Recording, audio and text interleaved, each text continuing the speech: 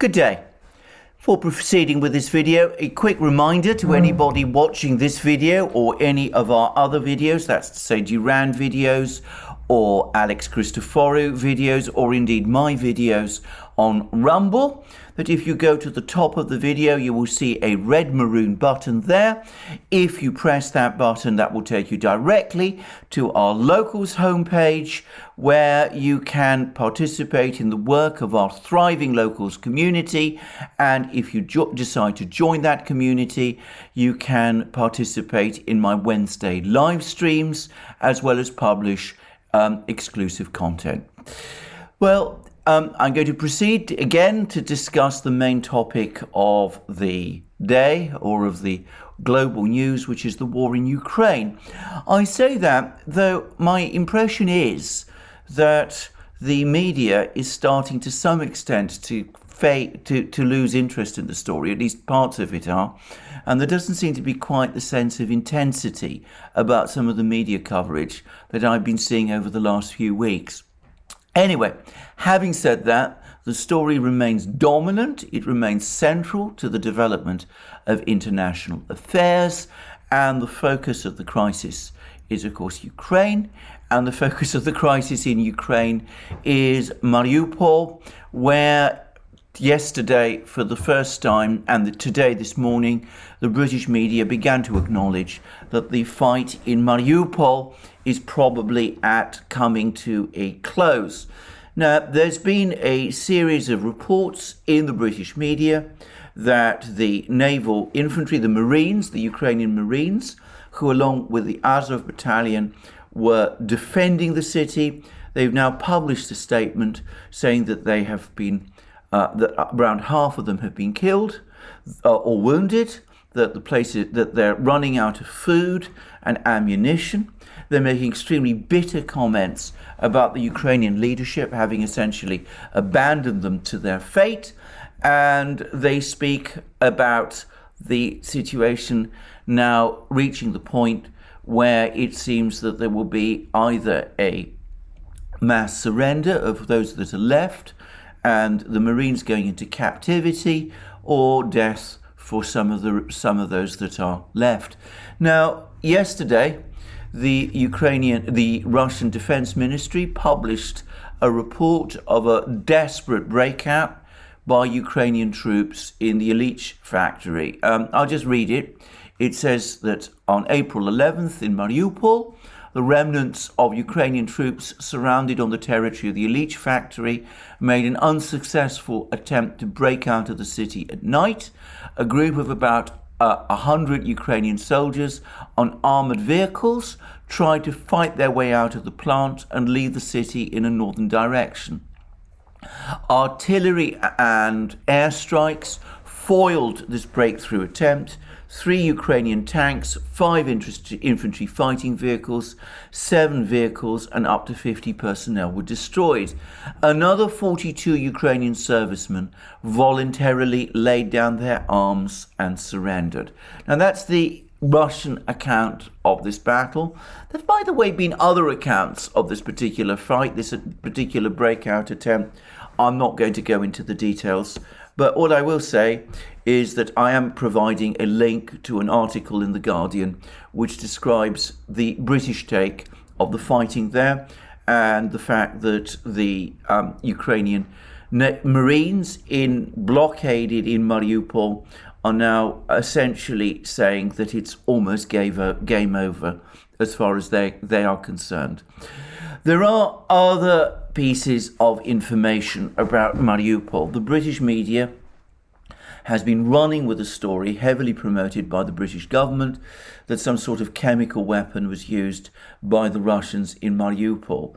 There's no confirmation of this, and I would say that this particular story has attracted surprisingly low-key attention. I would be extremely surprised if the Russians did in fact use any prohibited weapons in Mariupol. Why would they do so when, by the admission of the Ukrainian Marines, the last remnants of the Ukrainian troops there are on the verge of giving up?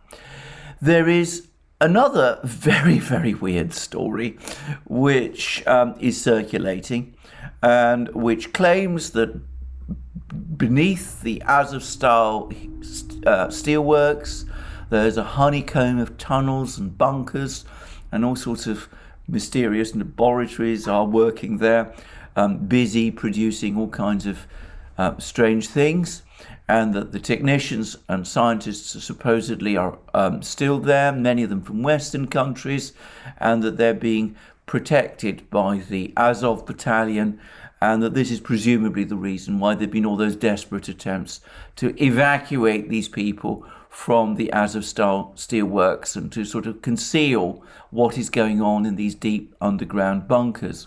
I have to say that this story does somewhat remind me of some science fiction and horror films. Some of you may be familiar with the Resident Evil series, and this does somehow sound a little bit like a rerun of Raccoon City. But I have to say that I'm not going to either assume that this story is true or deny it. I think we need vastly more evidence of what there is actually in the Azovstal steelworks before we assume anything.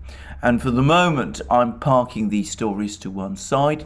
I'm increasingly coming round to the view, by the way, that what is hiding in the Azovstal steelworks are probably Ukrainian troops, mostly from the Azovstal steelworks, and a large number of Western volunteers.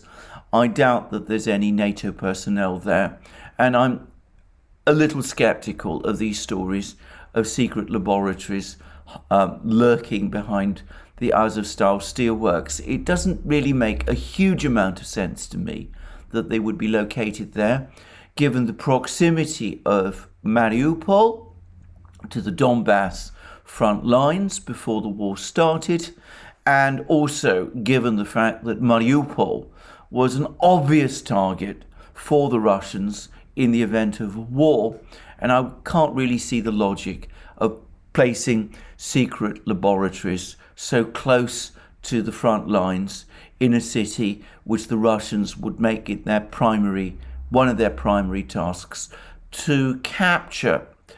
Alongside these articles in the British media about the fact that resistance in Mariupol seems to be, in its last days, there's also been some interesting admissions about the state of the war. Now, you have to read these. You have to, again, go past all the usual claims and propaganda that one reads. From what I can see, the British media is preparing the British public for two things. Firstly, the encirclement, rather not just the encirclement, but the defeat of the Ukrainian troops in Donbass, and of course the surrender in Mariupol. But they are making an admission. I read somewhere, in one of the vast number of articles in the British media that I do read, but I read somewhere an admission, it was the first admission that I've seen, that the Ukrainians have not been able to redeploy the bulk of their forces in Kiev to areas closer to the Donbass. The reason for this is, and this is the first time I saw this admitted in the British media, that there are Russian strike forces, considerable Russian strike forces, still within easy reach in terms of distance of Kiev.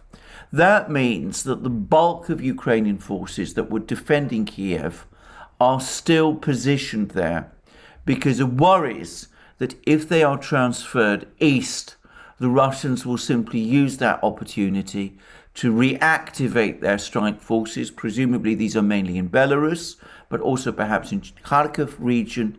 And whilst the Ukrainians are redeployed eastward, the Russians will do a quick strike towards Kiev and might even capture the city.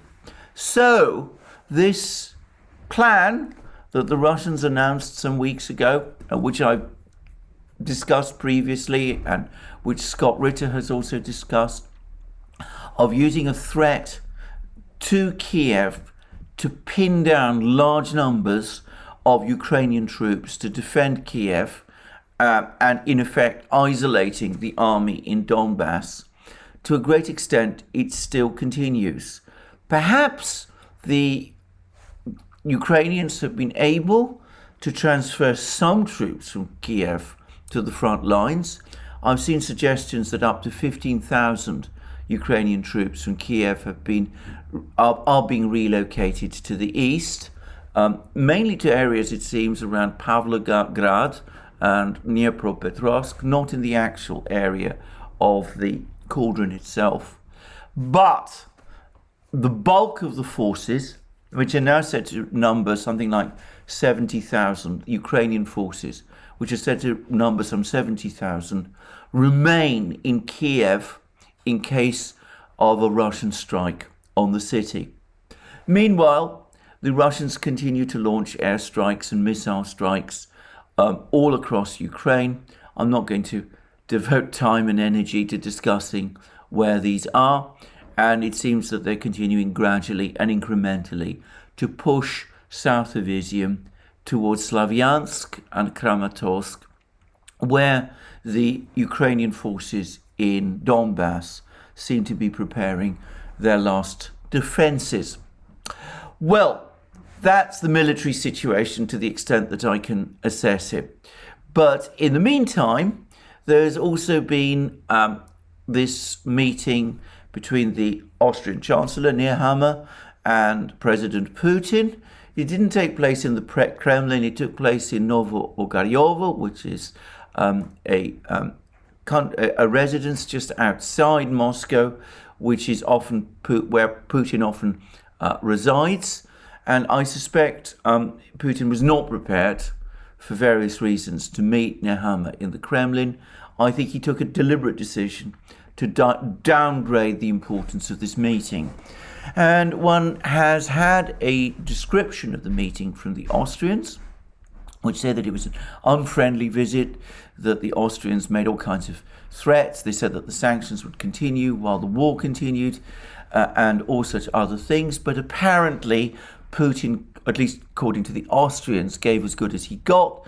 He made it absolutely clear that the Russians will continue with this campaign, that they are not going to be swayed by sanctions pressure or diplomatic pressure, that as far as they're concerned, the war will go on until its final political objectives are achieved.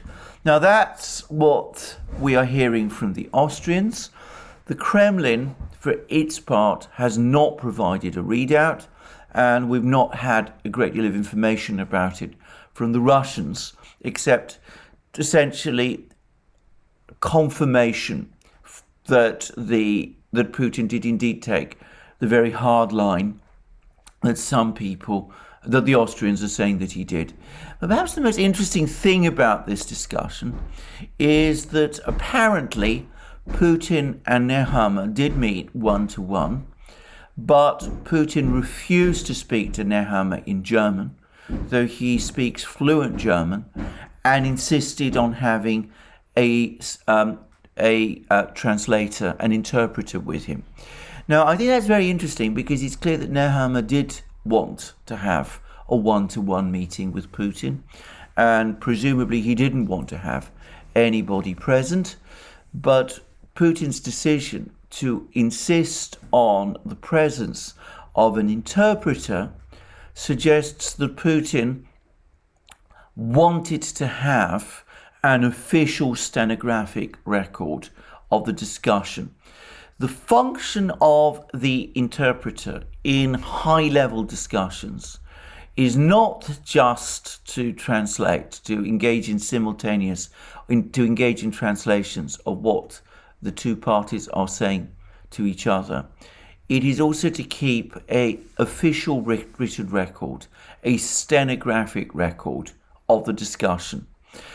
And of course, it goes without saying that in Novo-Ogaryovo, whatever meeting room Nehammer meets Putin in, or met Putin in, the Russians would have been careful to make sure that there were microphones there, and that they would have kept a careful record of all the things that were said, a radio recording of all the things that were said. But these kind of transcripts are unofficial, and of course they can be the subject of dispute and controversy, whereas official records taken by interpreters are supposed to be sacrosanct. So that rather suggests to me that Nehammer did come to Moscow with some intention to engage in some kind of secret diplomacy, if you like, or let's not say secret diplomacy, because there's nothing secret about Nehammer's visit, but let's say instead private diplomacy. And Putin, it turns out, was not interested and wanted everything to be on the record, which may have restricted some of the things that Nehammer said. Now, I'm going to actually make a further observation about this.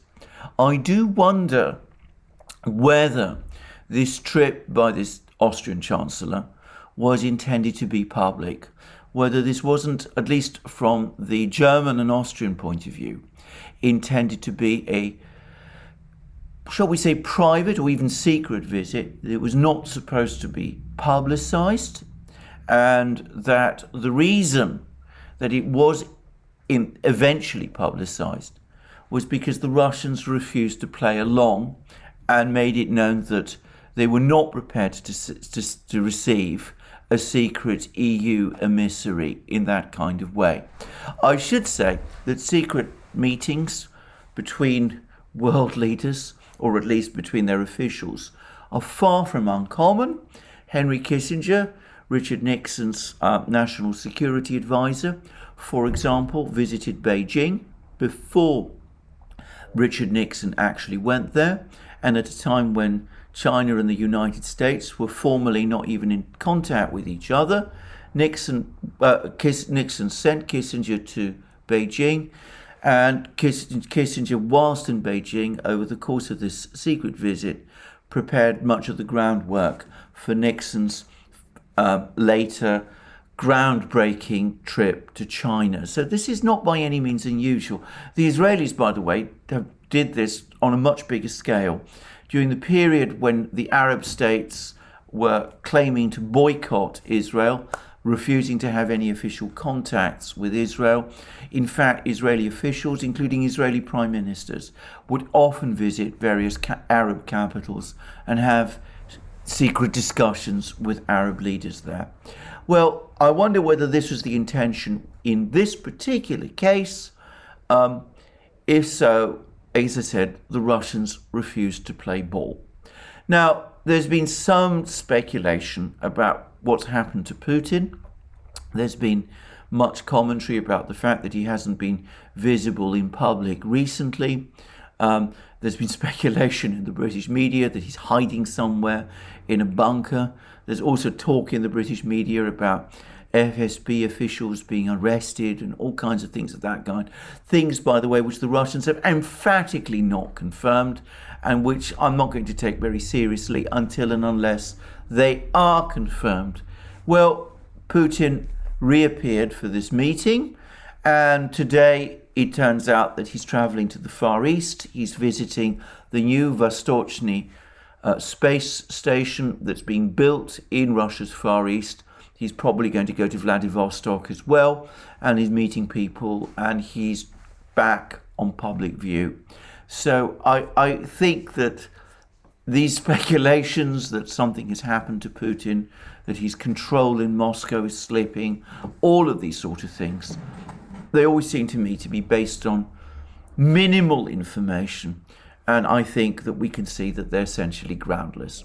Anyway, there was another very important meeting which has just taken place. And this is a virtual meeting between Joe Biden, President of the United States, and Narendra Modi, the Prime Minister of India.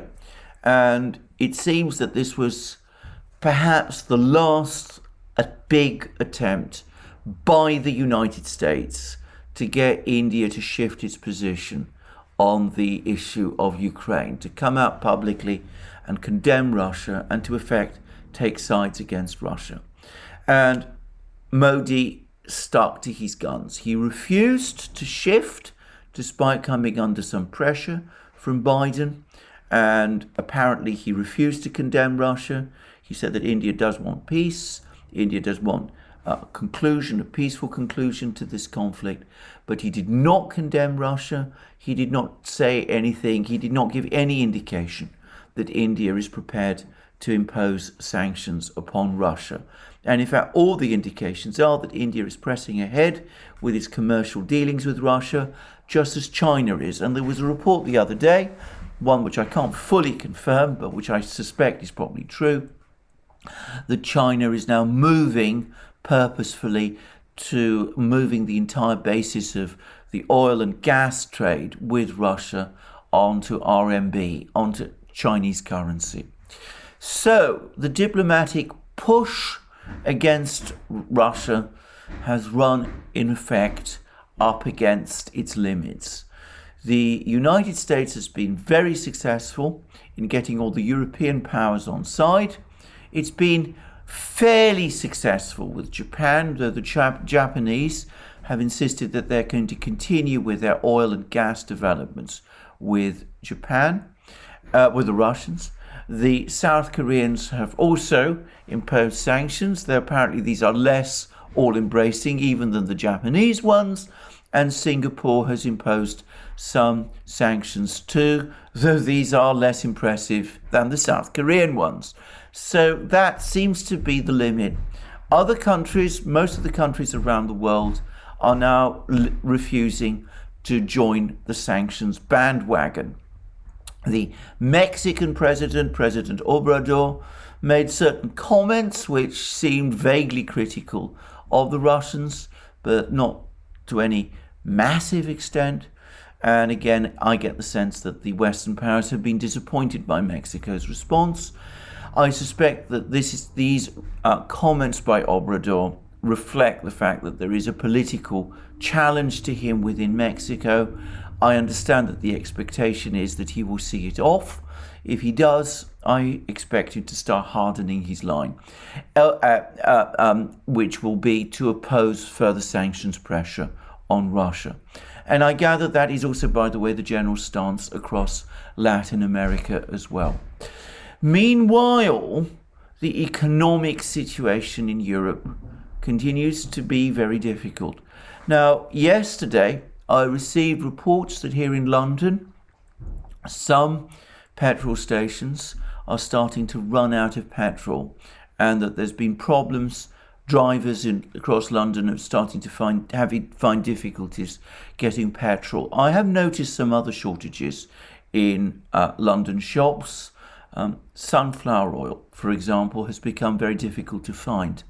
I'm not going to make any general conclusions about this.